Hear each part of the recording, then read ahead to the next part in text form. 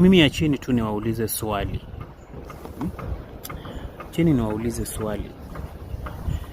Basi hii pesa mingi yenye watu wanatafuta inakuanga ni ya nini?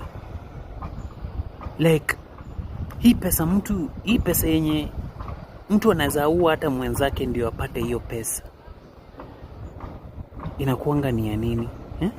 Hii mali yenye mtu anaweza ua mwenzake juu ya mali, basi inakuanga ya nini?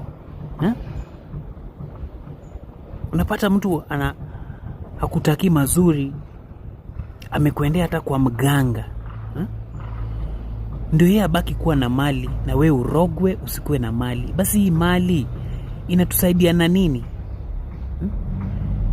Hii mali yenye mtu anaweza ua mwingine ama muende kwa mganga ndio akuwe nayo, hii mali yenye mtu anaweza fanya anything akuwe na hiyo mali, basi inatusaidia na nini?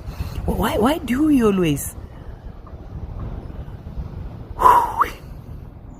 because hii mali yote unapata mtu ako na mabilioni ya pesa, at the end of the day it cannot buy life. Hii mali tunapigania, unapata unafukuzwa kwa shamba ya baba yako, relatives wanakufukuzwa kwa shamba, relatives wanakunyang'anya vitu, mwanasiasa anakuua, ndio tu akuwe na mali ama akuwe na position yenye anaweza kuwa na mali. Then if this mali cannot buy health, cannot buy life, then why are we this way? Mtu amepanga magari 40, mtu ako na ploti 40, mtu ako sijui na shamba sijui what acre, and then at the end of the day all this hazizi zikanunua maisha tena once you are dead.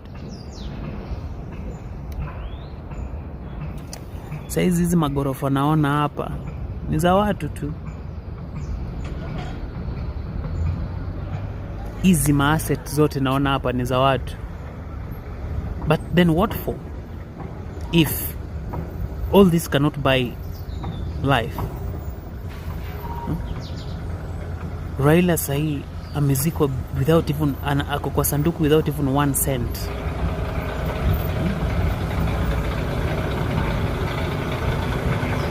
Mwingine